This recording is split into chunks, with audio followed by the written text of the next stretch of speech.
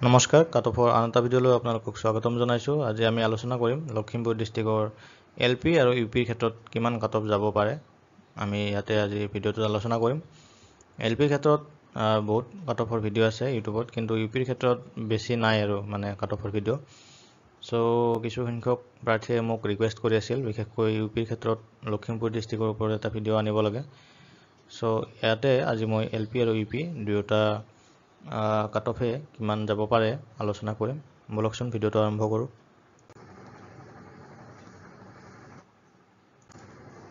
চ' এলপিৰ ক্ষেত্ৰত এইবাৰ ভালেখিনি পোষ্ট আছে লখিমপুৰ ডিষ্ট্ৰিক্টত, কিন্তু এইবাৰ কি হৈছে, আপোনাৰ লখিমপুৰ ডিষ্ট্ৰিক্টৰ আশে পাশে যিকেইখন ডিষ্ট্ৰিক্ট আছে সেইকেইখনতো ভালেখিনি পোষ্ট আছে।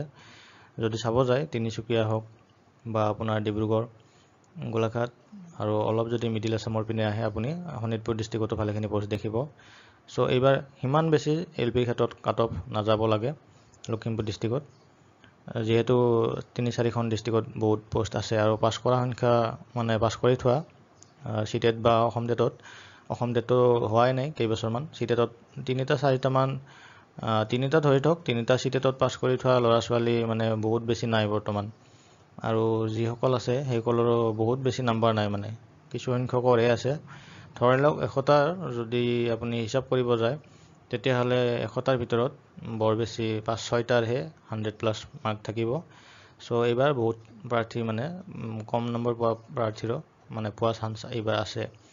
চ' ইউআৰৰ ক্ষেত্ৰত 60+ থাকিব লাগে, OBCৰ ক্ষেত্ৰত 57+ থাকিব লাগে, SCৰ ক্ষেত্ৰত 55+ থাকিব লাগে, আৰু ST প্লেইনছৰ আৰু ST হিলছৰ ক্ষেত্ৰত 54+ থাকিব লাগে। PWDৰ ক্ষেত্ৰত 53+ থাকিব লাগে, আৰু টি ট্ৰাইবৰ ক্ষেত্ৰত 54+ থাকিব লাগে।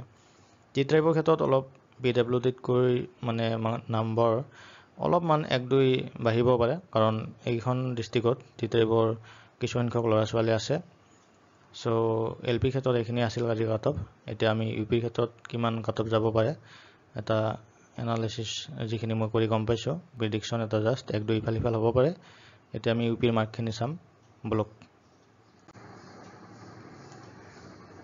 চ' ইউপিৰ ক্ষেত্ৰত ইউআৰৰ ক্ষেত্ৰত 63+ থাকিব লাগে, OBCৰ ক্ষেত্ৰত 60+ থাকিব লাগে, SCৰ ক্ষেত্ৰত 58+ থাকিব লাগে, ST হিলছৰ ক্ষেত্ৰত 56+ থাকিব লাগে, আৰু PWD আৰু টি ট্ৰাইবৰ ক্ষেত্ৰত 55+ থাকিব লাগে।